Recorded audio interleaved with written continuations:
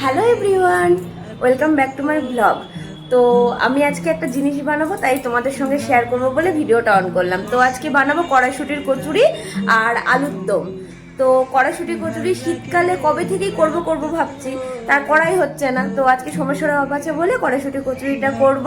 আর শীতকালে কড়াইশুঁটির কচুরি না করলে শীতকালটাই অসম্পূর্ণ। কি ঠিক বললাম তো? সবাই আমার সঙ্গে একমত হলে অবশ্যই কমেন্ট করে জানাবে। তো চলো শেয়ার করা যাক। কড়াইশুঁটিতে নতুন আলুর দম হবে বলে আলুগুলো লাল করে ভেজে নিচ্ছি। আর এখানে টমেটো, পেঁয়াজ, ধনেপাতা, রসুন সব কিছু কুচি করে রেখে দিয়েছি। আর এখানে মটরশুঁটি রয়েছে। হলুদ লঙ্কার গুঁড়ো হয়ে গেলে এবার একটু জিরের গুঁড়ো আর একটু ধনে গুঁড়ো।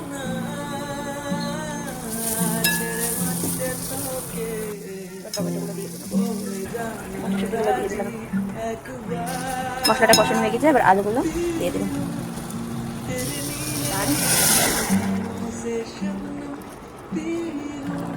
একটু গরম মশলা দিয়ে দিলাম, অল্প করে ধনে পাতা।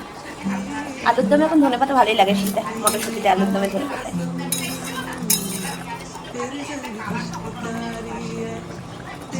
কচুরির ময়দাটা মাখানো হয়ে গেছে, মানে এটা মটরশুঁটি পেস্ট করে সেটাকে একটু ভেজে নিয়ে, মানে মশলার পেস্টটা একটু ভালো করে কষিয়ে নিয়ে একবারে ময়দার সঙ্গে মেখে নিয়েছি। মানে পুর না ভরে একবারে ময়দার সঙ্গে মেখে নিয়েছি। তার কারণ আছে, দাঁড়াও কারণটা তোমাদের সঙ্গে শেয়ার। কড়াইশুঁটির যে পুরটা, ওটা তো আমি ভালোভাবে পেস্ট করে তারপর যা ময় মশলা লাগে সব কিছু দিয়ে ভালো করে মশলা দিয়ে পুরটা রেডি করেছিলাম।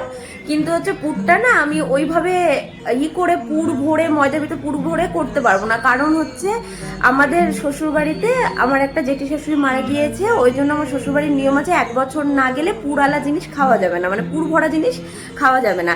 ওই জন্য ওই কড়াইশুঁটির মানে মটরশুঁটির যে পেস্টটা, ওই পেস্টটা পুরো আমি ময়দার সঙ্গে মেখে নিয়েছি।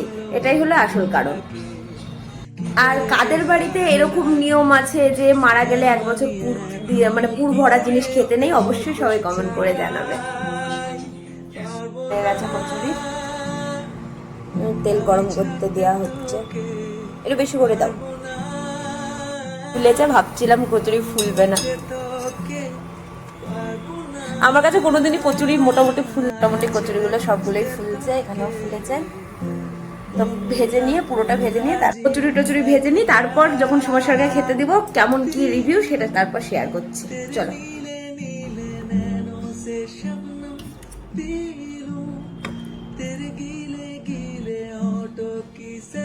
ঠিক আছে, চলো এবার সমস্যার গায়ে টেস্ট করতে দিই। না ধরো তোমার ডিনার। হ্যাঁ বলো, খেয়ে বলো কেমন হয়েছে।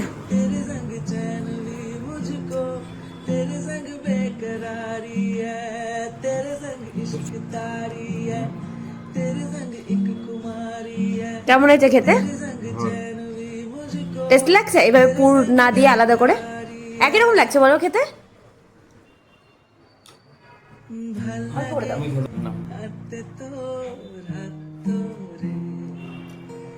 ভালো লাগছে, একরকম লাগছে। তো চলো আমরা এবার খাওয়া দাওয়া করে নিই। তো ভিডিওটা এইটুকু পর্যন্ত, এখনকার মতো টাটা, বাই বাই।